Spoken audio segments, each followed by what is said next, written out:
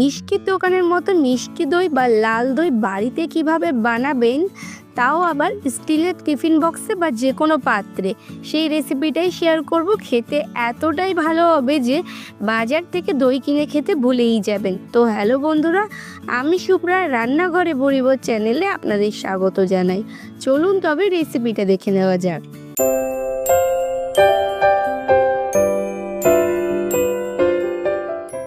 মিষ্টির দোকানের মতো মিষ্টি দই বানানোর জন্য প্রথমেই একটা পাত্রের ওপর একটা ছাঁকনি নিয়ে নিয়েছি। তার মধ্যে দিয়ে দিলাম 1 কাপ পরিমাণে টক দই।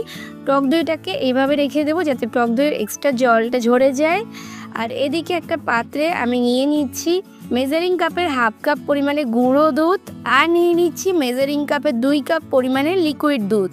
আমার এখানে দুধটা 2 কাপের একটু কম ছিল, তো আপনারা একটু কম হলেও অসুবিধা নেই, এই পরিমাণেও দিতে পারেন, আবার পুরোপুরি 2 কাপও দিতে পারেন। সমস্ত কিছু স্প্যাচুলার সাহায্যে একটু মিশিয়ে নিচ্ছি, আর এর মধ্যে দিয়ে দিচ্ছি 1/2 কাপ পরিমাণে জল। যে পরিমাণে গুঁড়ো দুধ দিয়েছিলাম সেই পরিমাণেই জলটা এখানে দিতে হবে। আর তারপর আমি সমস্ত কিছু আবারও একটু মিশিয়ে নিচ্ছি। আর এদিকে যে দইটা, এটা থেকে বেশ কিছুটা জল কিন্তু এতক্ষণে ঝরে গেছে, তো আরও ভালো করে যাতে জলটা ঝরে যায় তাই এর ওপরে একটা বাটিতে জল দিয়ে চাপা দিয়ে দিচ্ছি। মানে যে কোনো একটা ভারী জিনিস চাপা দিয়ে রাখতে হবে, তাতে জলটা ভালোভাবে ঝরবে। দইয়ের জলটা যদি ভালোভাবে না ঝরে তাহলে কিন্তু দই পাতার পর দইটা কিন্তু একটু জল কাটা হয়ে যায়। আর এইদিকে গুঁড়ো দুধ আর লিকুইড দুধের মিশ্রণটা আমি গ্যাসে বসিয়ে দিয়েছি। এরকমভাবে লো ফ্লেমে নাড়তে থাকে কিন্তু গুঁড়ো দুধটা খুব ভালোভাবে দুধের সাথে, লিকুইড দুধের সাথে মিশে যাবে, আর একটু লাম্পস পড়বে না। একদম লো ফ্লেমে রেখে নাড়তে থাকতে হবে। আর তারপর যখন ফুটে উঠবে তখন এটাকে লো ফ্লেমে রেখে 3-4 মিনিট মতো আমি একটু জাল করে নেব। তো দেখুন এর মধ্যে কিন্তু কোনো লাম্পস আসেনি, গুঁড়ো দুধটা খুব ভালোভাবেই দুধের সাথে মিশে গেছে। আর এদিকে একটা কড়াই বসিয়ে দিয়েছি, তাতে দিয়ে দিচ্ছি 3 টেবিল চামচ পরিমাণে চিনি, আর দিয়ে দিচ্ছি 1/2 চা চামচ পরিমাণে ঘি। ঘিটা দেওয়ার জন্য দইয়ের মধ্যে একটা খুব সুন্দর ফ্লেভার আসবে, ঘিয়ের ফ্লেভার, আর টেক্সচারটা খুব ভালো হবে। এরপর চিনিটাকে ক্যারামেল করে নেব, তাই জন্য ঘিটা দেওয়ার পর একদম লো ফ্লেমে রেখে একটু ওয়েট করব যতক্ষণে ঘিটা একটু মেল্ট হতে থাকে আর চিনিটাও মেল্ট হতে থাকে। তারপর আস্তে আস্তে এরকমভাবে নাড়তে নাড়তে চিনিটা মেল্ট হয়ে যাওয়ার পর একটা সুন্দর কালার আসবে। আর যখন কালারটা একটু ডার্ক হয়ে আসবে, একটু লালচে মতো কালার আসবে, ঠিক ততক্ষণ অবধি লো ফ্লেমে রেখে নেড়ে নেব। যখন এরকম একটা কালার আসবে ঠিক তখনই এর মধ্যে দুধ দিয়ে দিতে হবে, অল্প অল্প করে, খুব বেশি কালার আনা যাবে না, এতে কিন্তু তেতো হয়ে যাবে। প্রথমে আমি অল্প অল্প করে দুধ দিয়েছিলাম চামচে করে তুলে, এতে বেশি ছিটকাবে না। একবারে যদি পুরো দুধটা দেওয়া হয় তাহলে কিন্তু ছিটকে যাবে আর গায়ে লাগতে পারে। এরপর পুরো দুধটাই আমি এর মধ্যে মিশিয়ে দিচ্ছি, আর দেখুন দুধের কালারটা কত সুন্দর একটা কালার এসছে। এই ক্যারামেল করে দইটা পাতলে কিন্তু দইটার কালারটা খুব সুন্দর হয়, লালচে মতো কালারটা আসে। এরপর দুধটা দেওয়ার পর খুব ভালো করে নেড়ে চেড়ে মিশিয়ে নেব। আর এর মধ্যে দিয়ে দিচ্ছি আরও 4 টেবিল চামচ পরিমাণে চিনি। তবে মিষ্টির স্বাদটা কিন্তু আপনারা আপনাদের স্বাদ মতো দেবেন, চাইলে আরও একটু বেশি মিষ্টি করতে পারেন। এরপর সমস্ত কিছু নেড়ে ফুটিয়ে জাল করে নেব, 8 থেকে 10 মিনিট মতো একটু জাল করে নেব। দুধটা বেশ কিছুটা ঘন করে নেব। একভাবে নাড়তে নাড়তে যখন দুধটা এরকম ঘন হয়ে আসবে তখন একটু ঠান্ডা করে নেব। আর এইদিকে আমি যে দইটা জল ঝরাতে রেখেছিলাম সেটা দেখুন একদম জল ঝরে গেছে, আর একদম সলিড অংশটা রয়ে গেছে, আর জলটা কিন্তু বাটিতে জমে গেছে। তো এরপর এই দইটাকে আমি একটা আলাদা পাত্রে তুলে নিচ্ছি। আমি একটা এরকম পাত্র নিয়ে নিয়েছি, তার মধ্যে জল ঝরানো দইটা নিয়ে এরকমভাবে স্প্যাচুলার সাহায্যে বা চামচের সাহায্যে খুব ভালোভাবে দইটাকে ফেটিয়ে নিতে হবে যাতে দইটা একদম স্মুথ হয়ে যায়।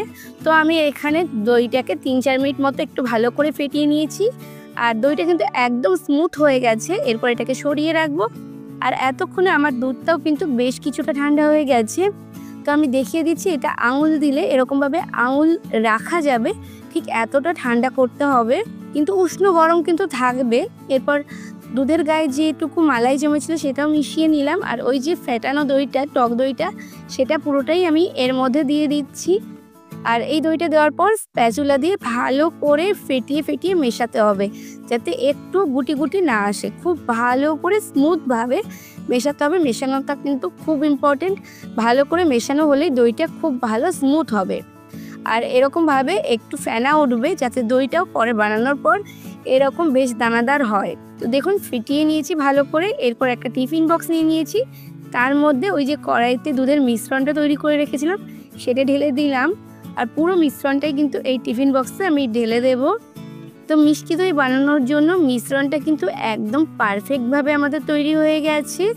এইদিকে গ্যাসে কড়াই বসিয়ে দিয়েছি, তাতে দিয়ে দিয়েছি 1 গ্লাস পরিমাণে জল, আর তার মধ্যে একটা স্ট্যান্ড দিয়ে দিয়েছি। আর তারপর দইয়ের টিফিন বক্সটা দিয়ে টিফিন বক্সের ঢাকনাটা আটকে দিলাম, আর তারপর একটা ঢাকা চাপা দিয়ে দিলাম। তারপর রান্না করে নেব 10 মিনিট মতো। প্রথমে গ্যাসের ফ্লেমটা বাড়িয়ে দেবো জলটা ফুটে ওঠা পর্যন্ত। জল ফুটে উঠলে গ্যাসের ফ্লেমটা লোতে করব। টোটালি 10 মিনিট রান্না করে গ্যাসের ফ্লেমটা একদম অফ করে দিয়ে পুরোপুরি ঠান্ডা হওয়া পর্যন্ত ওয়েট করব। টিফিন বক্স ঠান্ডা হয়ে গেলে তারপর সেটাকে 2 ঘন্টার মতো আমি ফ্রিজে রেখেছি।